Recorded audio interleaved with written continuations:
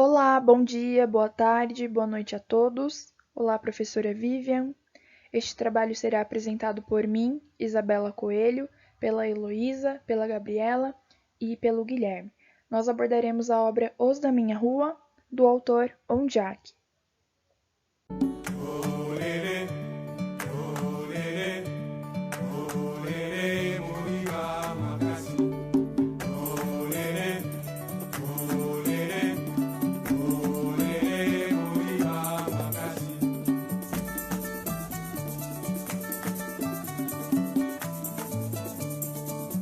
O escritor, poeta, sociólogo, contista, romancista e roteirista Indalo de Almeida, conhecido pelo pseudônimo Ondiak, o mais jovem integrante da nova geração de escritores angolanos, nasceu na cidade de Luanda, metrópole e capital angolana.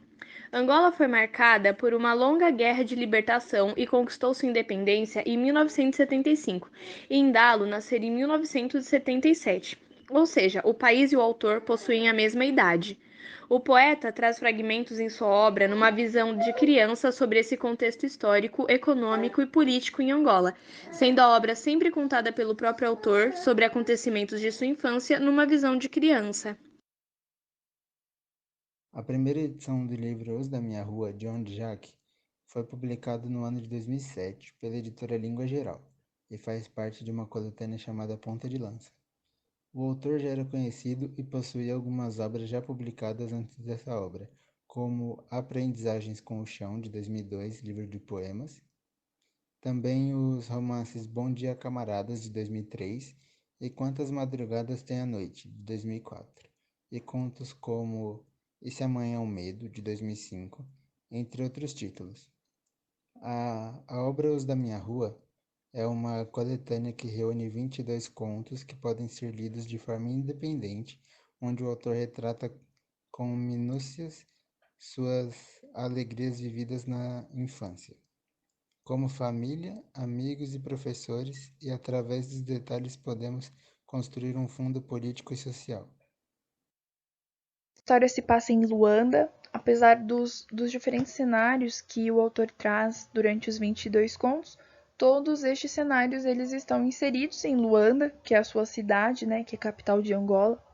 E apesar do terrível contexto em que ainda vivia Angola, apesar da sua herança colonial terrível, com pobreza, falta de alimentos, os produtos industriais não chegavam até lá, o narrador, que é um menino protagonista e autor, ele traz todos os detalhes com ternura, todas as memórias de sua infância com alegria. E o leitor percebe em alguns fragmentos dos contos detalhes que traz este problema que havia em Angola, que era a realidade, né? No primeiro capítulo, o Endalo, que é o menino, ele diz que o seu amigo Jica pedia todos os dias para almoçar na sua casa. E ele ia pedir para sua mãe, e quando sua mãe deixava, o Jica ficava muito feliz e perguntava todos os dias se ele podia almoçar lá.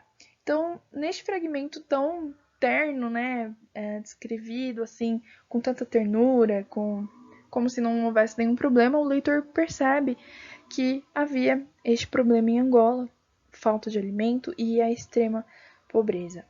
Mas, como eu disse, o menino sempre descreve essas lembranças com alegria, com felicidade. Ele diz no primeiro capítulo, quando ele e seu amigo Jica caem, porque eles tentaram voar com o guarda-chuva, ele diz: a infância é uma coisa assim bonita.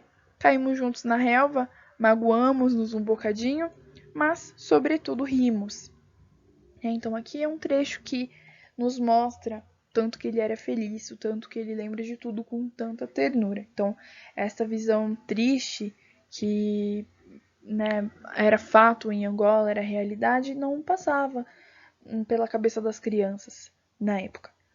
Bom, os trechos que corroboram com a narrativa afetiva, eles estão presentes em diversos fragmentos. Aliás, em todos os contos tem um pouco dessa narrativa afetiva.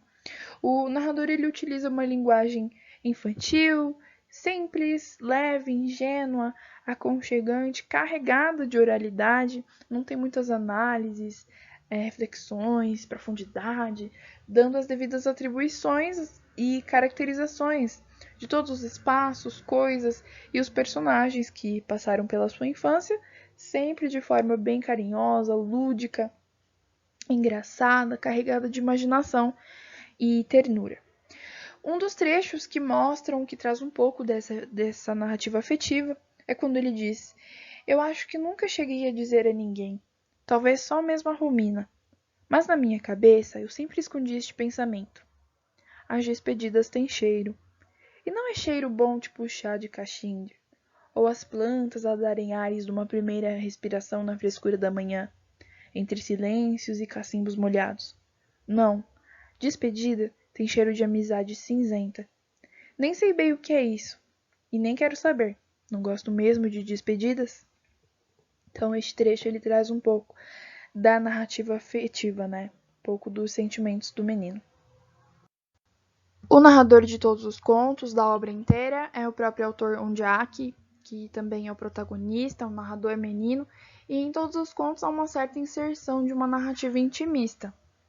Uma narrativa ambientada em espaços internos, como a sua casa, como a sala de aula, como a casa da tia Rosa, e externos, como a rua onde ele brincava com seus amigos, o pátio da escola, ou quando ele participou do Carnaval de Vitória, na rua.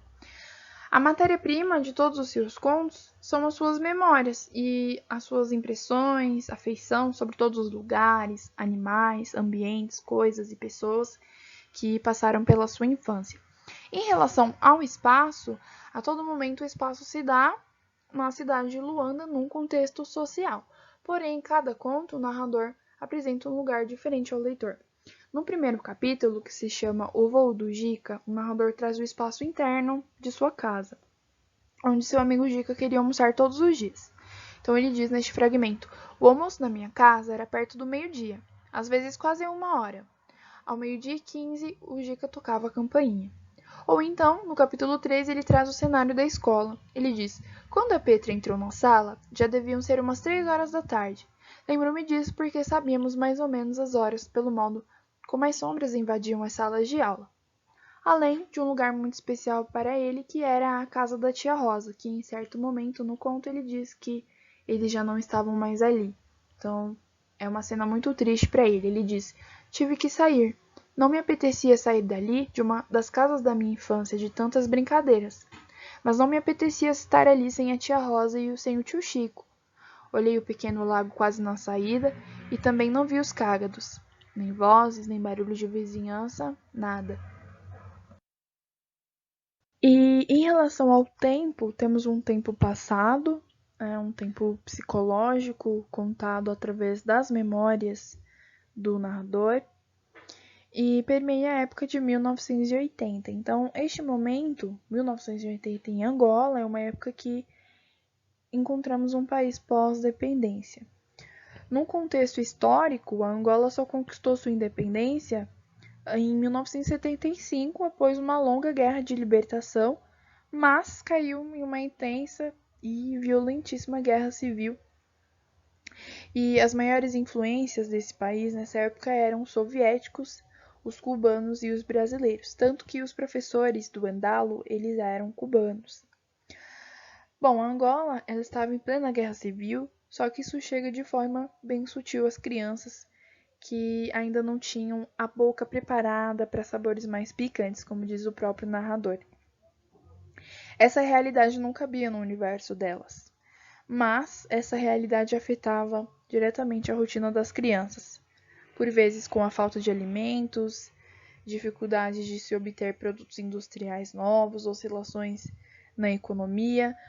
Como eu disse anteriormente, o leitor pode perceber estes problemas sutilmente na descrição do menino, nos trechos em que o Jica pede para comer todos os dias na sua casa, ou quando o menino diz que as filhas do Sr. Tuares enxergavam muito mal e tinham que dividir o mesmo óculos entre elas para assistir televisão. Ou quando o menino, o Endalo, acompanha o seu tio Chico à casa de um amigo dele e faz uma descoberta incrível que é a televisão colorida.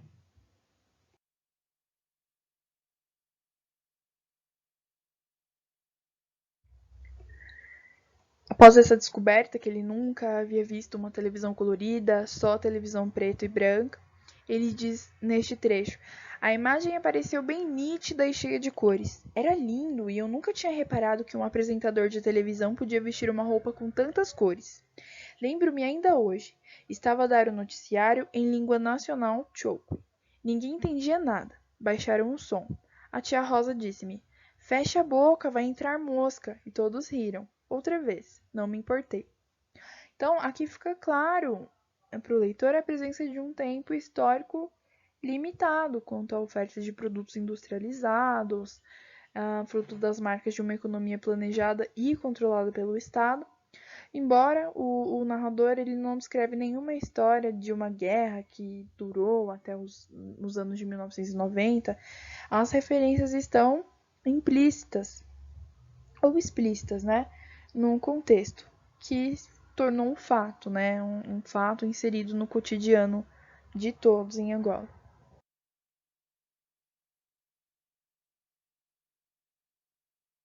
Todos os contos que compõem esta obra fazem diversas referências à infância, todas as memórias do autor que sucederam em sua infância.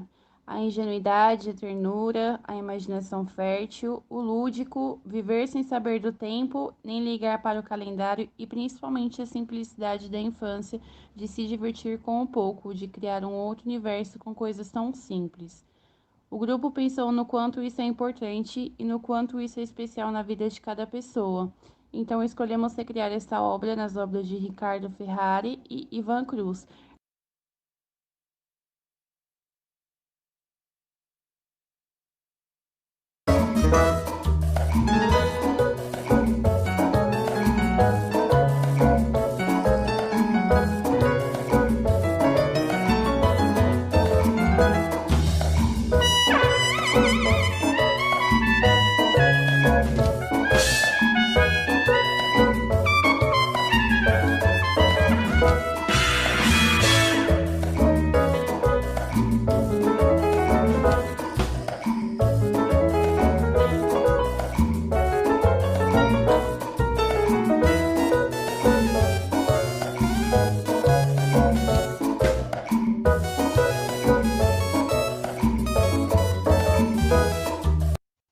Trabalhando com os da minha rua em sala de aula.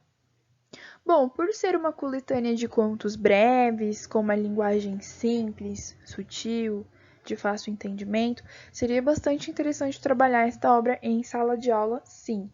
Apesar de retratar a infância e ser uma leitura bastante convidativa para os alunos do ensino fundamental, seria interessante trabalhar também com o ensino médio, só que visando a reflexão no contexto sociopolítico que a obra traz. Para os alunos do Fundamental 1, é propício, é legal, é interessante guiarem eles para que se atentem na linguagem da obra, as origens das palavras desconhecidas, os cenários e os detalhes que não fazem parte da sua respectiva época, e guiá-los a retratar essa obra, seja num desenho, num poema, num texto, partindo sempre de sua interpretação. Já para os alunos do ensino médio, é interessante fazê-los refletir sobre os aspectos da narrativa, refletir também sobre os aspectos da obra que trazem as características do país, características do tempo, da política, da cultura, da economia e do modo de vida. E trazendo questões e discussões para os alunos, trabalhando sempre também com a interpretação de cada um.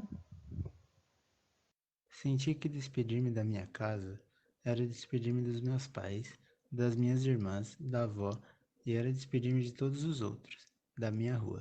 Senti que rua não era um conjunto de casas, mas uma multidão de abraços. A minha rua, que sempre se chamou Fernão Mendes Pinto, nesse dia ficou espremida numa só palavra que quase me doía na boca se eu falasse com as palavras de dizer: infância.